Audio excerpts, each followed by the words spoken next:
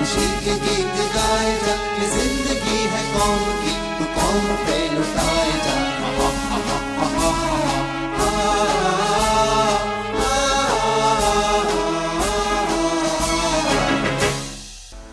पिछले धारावाहिक में आपने सुना, नेहरू संविधान पर मतदान में गांधी जी संख्या के बल पर सुभाष पर भारी पड़े। उनके विरोध में भी बड़ी संख्या में मत पड़े थे, जिसने गांधी जी के मस्तिष्क पर चिंता की लकीर खींच दी थी।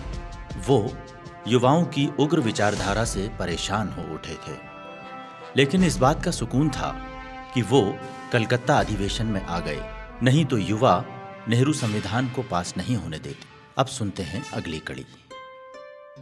नेताजी के ब्याह की खबर स्पेशल ब्रांच के एक अधिकारी से हेमंत को लगी। सुभाष के पत्र को गुप्त रूप से खोलते हुए अफसर को इस राज का पता चला था। अफसर से पत्र की एक नकल में माय डियर हस्बैंड पढ़कर हेमंत के होश उड़ गए। उसने ये बात बासंती देवी को बताई। उसी समय सुभाष चंद्र बोस भी दिल्ली से लौट कर आए हुए थे। सुभाष, आजकल महाराष्ट्र बार बार जा रहे हो, क्या राज है सुभाष? क्या मतलब? हाँ, वो लड़की कौन है? लड़की कहाँ की माँ? बम्बई की सुना है। वो तेरी राह में आंखें बिछाए रहती होगी। होगी। कब की शादी? शादी? अरे माँ, अगर ऐसा कुछ करता तो आपसे छुपाता क्या? माय डियर हस्बैंड लिखे पत्र क्यों आते हैं तेरे पास? उसके प्रेम पत्र तो पुलिस दफ्तर तक में है। बंबई की मुग्धा नाम की एक लड़की सुभाष को लगातार चिट्ठियां लिख रही थी। उसके प्रेम पत्रों ने पुलिस में चल रही सुभाष के पत्रों को पढ़े जाने की खुफिया कार्रवाई का भी खुलासा कर दिया। पुलिस को लगने लगा था कि सुभाष किसी के प्रेम जाल में फंसा हुआ है। वो इसकी जांच कर रही थी। बंबई दौरे से लौटे सुभाष खुश नहीं थे। सुभाष, आखिर तुम परेशान क्यों दिख रहे हो? क्या बात है? कोई बात चुभ रही है क्या? दोस्त के बिछड़ने से बड़ी पीड़ा हो सकती है क्या माँ? किसके बारे में बात कर रहे हो सुभाष? जवाहर के बारे में बोल रहा हूँ माँ। कलकत्ता अधिवेशन में तो तुम दोनों एक साथ चमक रहे थे। गांधी जी को भी उलझन में डाल दिया था तुम दोनों ने। फिर क्या अनबन हो गई? माँ नजर लग गई हमारी दोस्ती को। किसकी सुभाष? एक महात्मा की। महात्मा गांधी के जाल में फंसकर लगता है जैसे जवाहर ने संपूर्ण स्वतंत्रता के नारे और वामपंथी विचारधाराओं का साथ छोड़ दिया है। ये बात नहीं है, ये तेरे मन का भ्रम है सुभाष। सुभाष और किरण शंकर राय लाहौर अधिवेशन में शामिल होने के लिए हावड़ा स्टेशन पहुंचे। वहां अखबार देख दोनों के मन हलचल से भर गए। उसमें वायसराय के दक्षिण भारत से लौटते हुए उनकी गाड़ी को बम से उड़ाने की क्रांतिकारियों की खबर थी।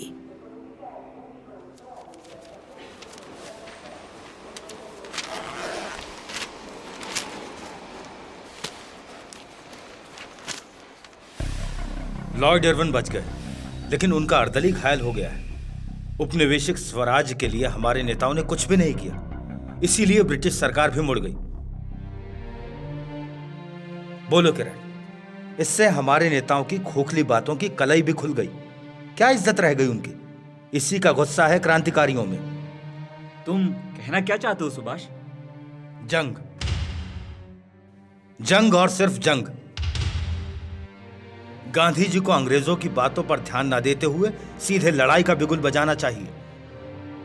गांधी जी मानते हैं कि अभी देश में संघर्ष के लिए माहौल नहीं बन पाया, इसीलिए वो जन आंदोलन के मूड में नहीं है। यही तो दुर्भाग्य है हमारा। जनता तो तैयार है, लेकिन नेता संघर्ष के लिए तैयार नहीं है। भगत सिंह और जतिन दास जैसे उग्रवादी युवकों ने खूब प्रशंसा की है तुम्हारी, यही कारण है कि गोरे तुम्हें अपना नंबर 1 का दुश्मन मानते हैं। गोरों की छोड़ो, वो तो शत्रु ही मानते हैं, लेकिन गांधी जी की नीतियों को ना मानने के कारण गांधीवादी भी मुझे दुश्मन समझते हैं। वे भी तो मुझे मित्र नहीं मानते।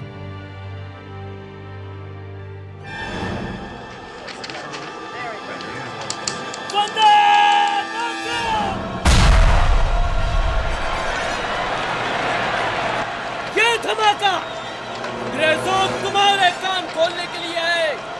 बहुत हुआ, अब बर्बरता और नहीं। इस तरह की आवाजें सुनने के लिए तैयार रहो। वंदे मातरम! भारत माता की जय! भारत माता की जय! भारत माता की जय!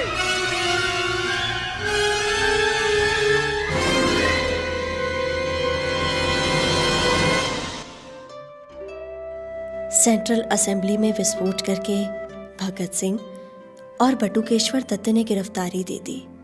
पुलिस ने लाहौर षड्यंत्र में जतिन दास को भी गिरफ्तार कर लिया। जतिन दास और सुभाष की नजदीकियां जग जाहिर थीं। पुलिस की खुफिया निगाह सुभाष पर अब और पैनी हो गई। लाला लाजपत राय की मौत का बदला लेने के लिए भगत सिंह और उनके साथियों ने सैंडहर्स्ट को मौत के घाट उतार ही दिया था।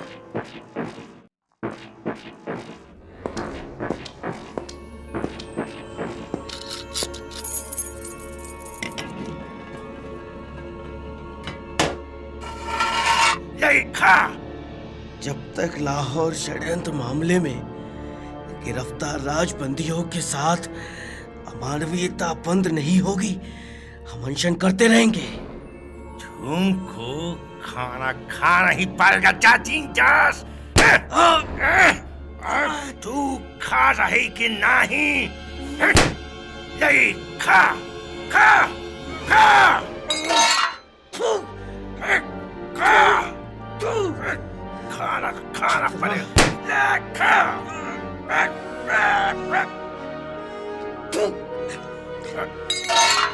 कितना भी मारो, नहीं खाऊंगा, नहीं खाऊंगा, नहीं खाऊंगा।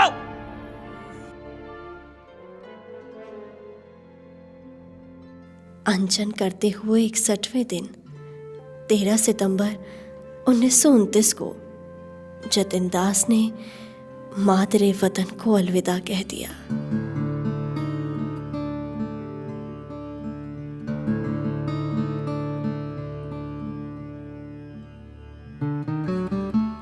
जतिन दास का शव कलकत्ता लाया गया।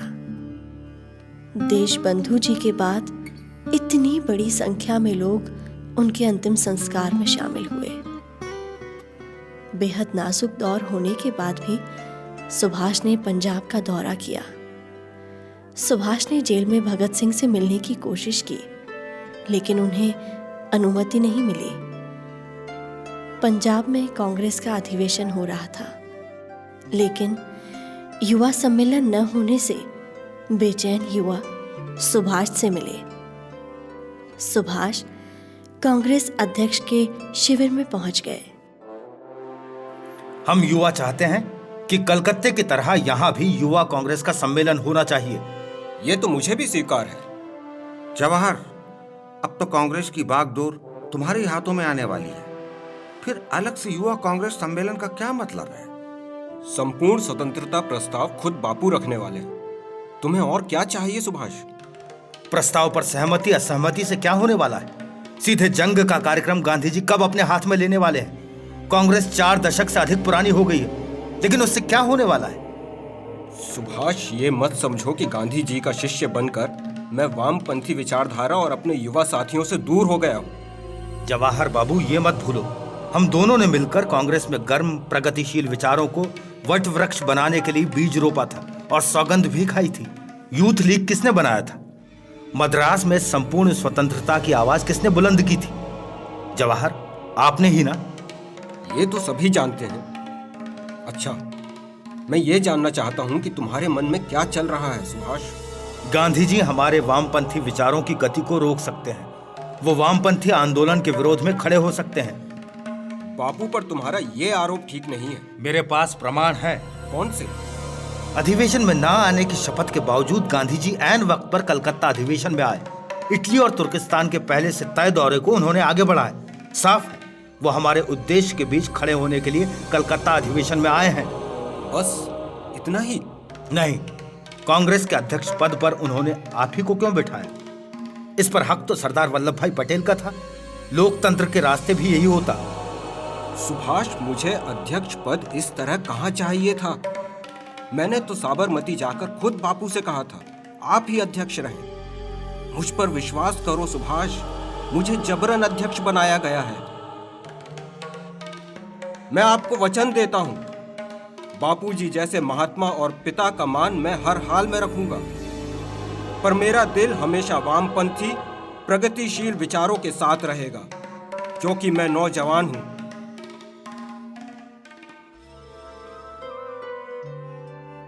जवाहर और सुभाष के बीच हुई कश्मकश भरी बातचीत के बाद अधिवेशन का दिन भी आ गया। गांधी जी इरविन की गाड़ी पर फेंके बम के विरोध में प्रस्ताव पेश करने के लिए खड़े हुए। वो इसे सर्वसम्मति से पारित कराना चाहते थे। सुभाष, गांधी जी को एक राय से समर्थन दिया जाए। क्यों? गांधी जी को वायसराय की जिंदगी की इतनी चिंता क्यों है? हमारे जतिन दास की मृत्यु पर एक शब्द भी उनके मुंह से नहीं निकला। यूं तो अपने अखबार यंग इंडिया में हर विषय पर लिखते रहते हैं, पर जतिन की मृत्यु पर 2 शब्द ही लिखे होते। पर नहीं, बापू ने ऐसा नहीं किया। प्रस्ताव पर मतदान हुआ। गांधी जी का प्रस्ताव 942 मतों से पारित तो हो गया, पर उसके विरोध में भी 794 मत पड़ने से गांधी जी परेशान हो गए। अहिंसा पर विश्वास न रखने वालों की ये संख्या उन्हें दुखी कर गई। नेहरू सुभाष के संपूर्ण स्वतंत्रता के जिस प्रस्ताव का बापू ने कड़ा विरोध किया था, युवाओं की उफान ने उसी प्रस्ताव को बापू को रखने पर विवश कर दिया था, और वो प्रस्ताव तालियों के बीच पारित भी हो गया।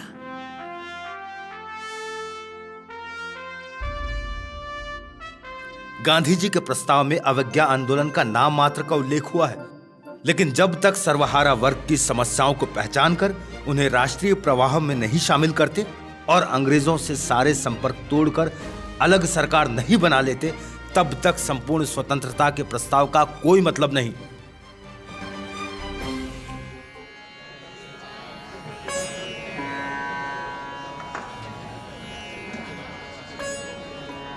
सुभाष को लेकर मेरे मन में बड़ी आदर की भावना है, पर वो मुझे सठियाए हुए बूढ़े की तरह देखता है। मैं बुढ़ापे के कारण इतना दुबला हो गया हूं कि सुभाष पहलवान की तरह मुझे ऊपर उछाल सकता है। पर आज भी मैं एक नौजवान हूं, घोड़े की तरह दौड़ सकता हूं। क्यों भाई, दौड़ सकता हूं ना? अरे बापू भी कमाल करते हैं। मैं घुड़सवारी नहीं जानता हूं, फिर घोड़ा दौड़ाऊंगा कैसे? पूछो ना, पूछो। मैंने घोड़े की लगाम जवाहर के हाथों में सौंप दी है। सुभाष के समांतर सरकार के पैर बहुत जल्दबाजी साबित होंगे। जवाहर के हाथों में देश सुरक्षित है।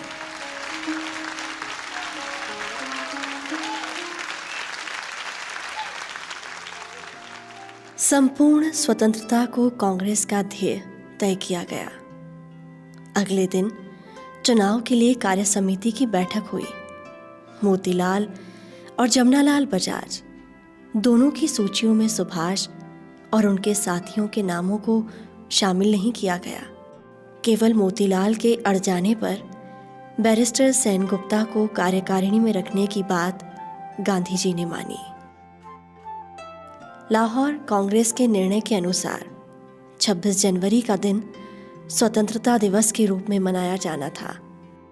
सुभाष और उनके साथियों ने कलकत्ते के ऐतिहासिक मैदान में आजादी की खुली शपथ लेने का कार्यक्रम का ऐलान कर दिया।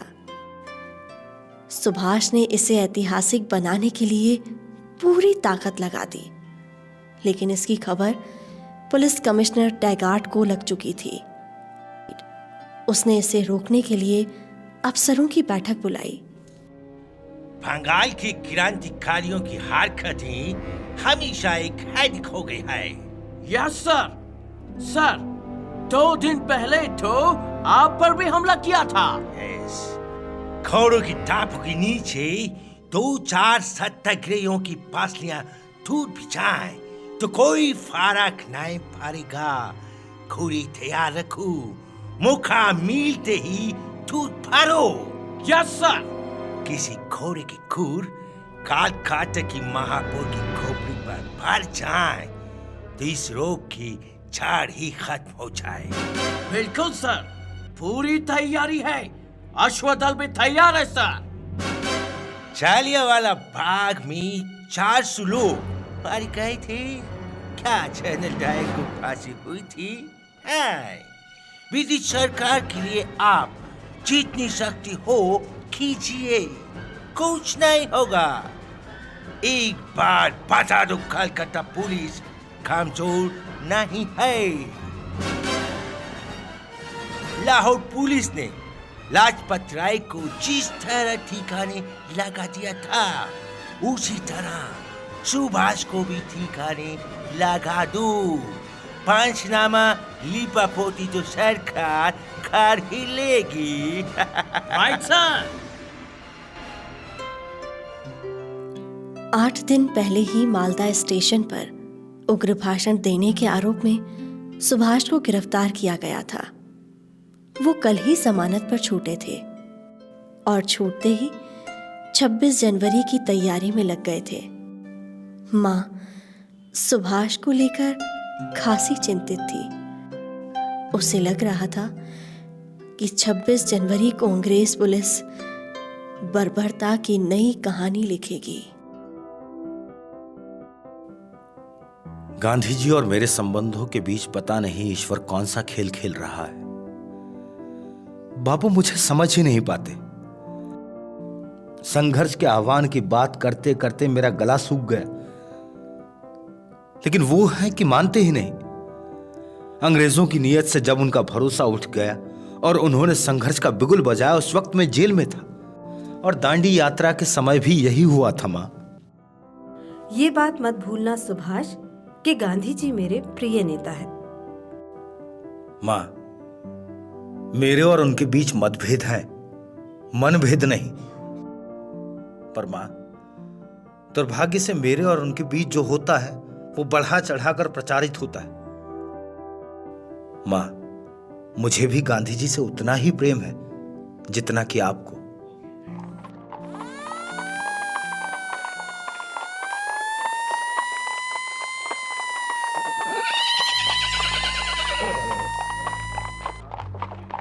साथियों, आजादी की मशाल जलाए रखना होगा। 1 वर्ष में तो कुछ हुआ नहीं और होने भी नहीं वाला था। अब जाग गए हैं, सोना नहीं है। बाबूजी, पुलिस आयुक्त का ये अंतिम संदेश है कि कल के जुलूस को टाल दिया जाए। इसमें ही आपकी भलाई है। जाओ, जाके कह देना टैगार्ट से, मैं रोक के आदेश को नहीं मानता और उसका उल्लंघन करके रहूंगा। I am ready.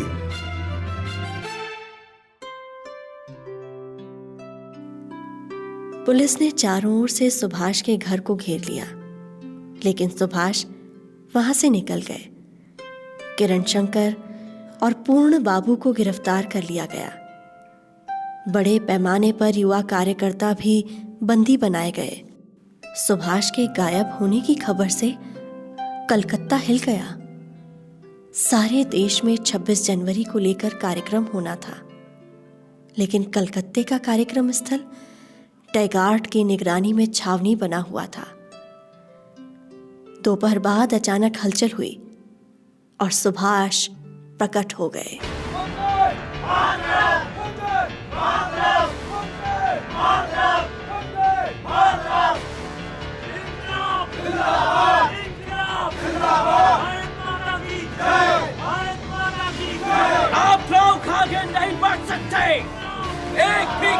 आंखें नहीं रख सकते, समझे? हम अपनी आजादी की शपथ लेने निकले हैं। हमें रोकने वाले आप कौन होते हैं? लोक मिस्टर, ये पुलिस कमिश्नर का ऑर्डर है, समझे? स्वतंत्रता का नारा हमारे लिए वेद मंत्र से भी ज्यादा पवित्र है। भगवान भी चाहे तो हमारा रास्ता नहीं रोक सकता, तो आपकी क्या बिसात? तुम लोग ऐसा नहीं मानोगे। सोल्जर्स, लाठी चार्ज! वंदे मातरम! वंदे मातरम। पुलिस की बर्बरता से कई क्रांतिकारियों के हाथ टूटे, कई के पैर और कई जख्मी हुए। सुभाष को 3-4 घोड़ों ने चारों ओर से घेर लिया। एक घोड़े ने सुभाष के सिर पर प्रहार किया। सुभाष झंडा लिए वंदे मातरम, वंदे मातरम कहते रहे। मैं गिरूं या पड़ूं, पर झंडा नहीं छोड़ूंगा। इतनी आसानी से मरने वाला नहीं हूं। इनकलाब जिंदाबाद! इनकलाब जिंदाबाद! वंदे मातरम! वंदे मातरम।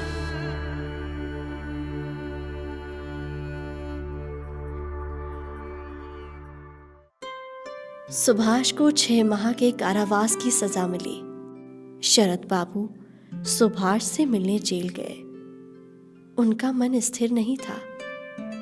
गांधी जी और हिंदुस्तान के वायसराय लॉर्ड इरविन के बीच समझौता वार्ता चल रही थी। प्रधानमंत्री मैकडोनाल्ड के निर्देश पर वायसराय ने गांधी जी से बातचीत शुरू की थी। सरकार विरोधी माहौल को शांत करने के लिए कांग्रेस नेताओं को जेलों से छोड़ दिया गया था। अलीपुर कारागार से अपने अपने घर पहुंचने में बोसगुट के लोगों को भी अधिक समय नहीं लगा। छूटकर सभी बुडवन पार्क में इकट्ठे हुए। यहां वार्ता में हुए समझौते पर चर्चा हुई। सुभाष ने gazette of India extra ordinary को पढ़ा और सामने बैठे लोगों के बीच फेंक दिया।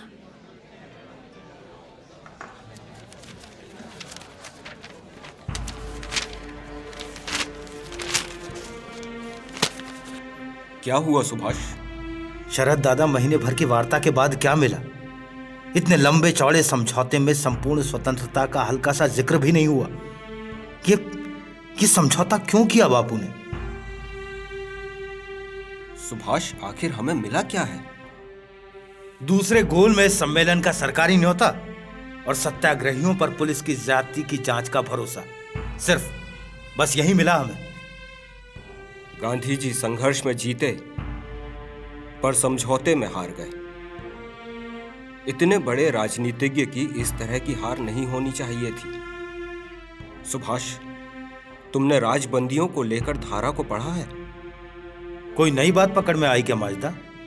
जिन स्वयं सेवकों पर हिंसा के आरोप हैं, उन्हें सरकार छोड़ने वाली नहीं। इसमें भी दुर्भाग्य से हिंसा शब्द के मायने भी सरकार ही निकालेगी। कांग्रेस के कराची अधिवेशन में समझौते पर क्या प्रतिक्रिया होगी? आगे की कांग्रेस की क्या नीति है? इस तरह के कई सवालों के जवाब जानने सुभाष गांधी जी से मिलने बंबई चल दिए।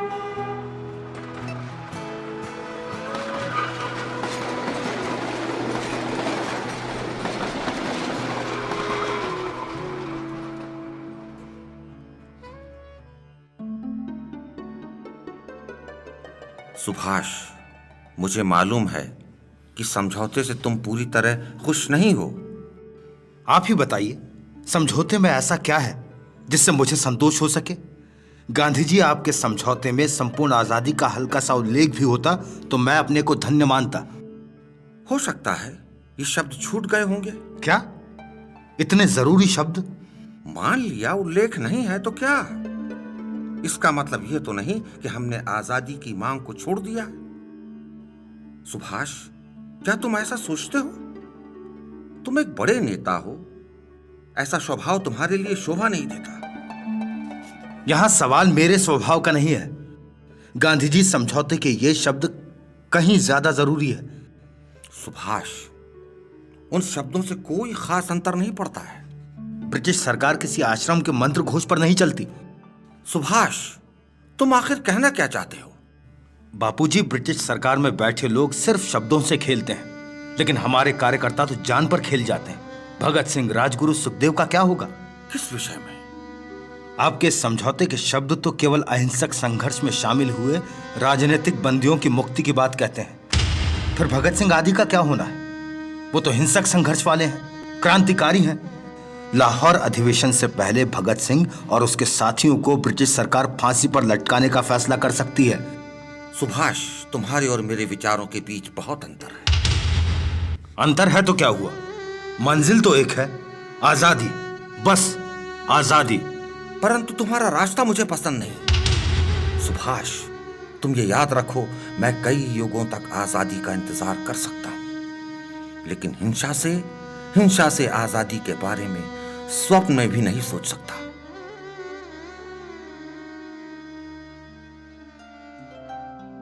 सुभाष और किरण शंकर बंबई से दिल्ली जाने के लिए फ्रंटियर मेल का इंतजार कर रहे थे।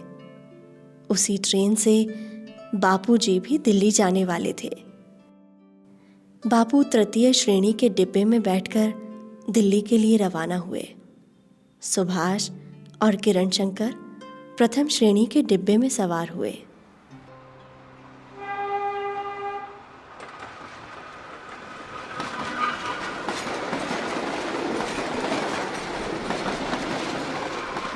दो चार दिन बाद ही कराची जाना होगा सुभाष।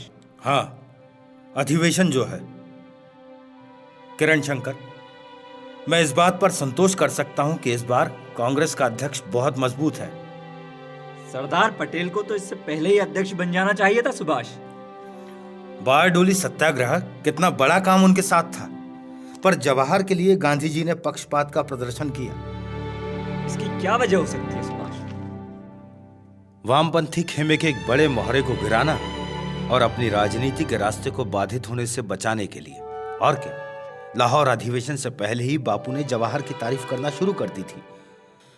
जवाहर के हाथों में देश सुरक्षित है और न जाने क्या क्या। क्या होगा भगत सिंह का सुभाष?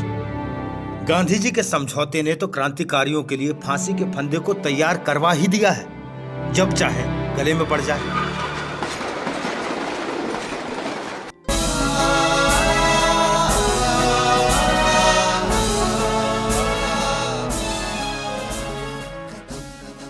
प्रस्तुति स्वराज संस्थान संचालनालय, मध्य प्रदेश शासन, संस्कृति विभाग द्वारा।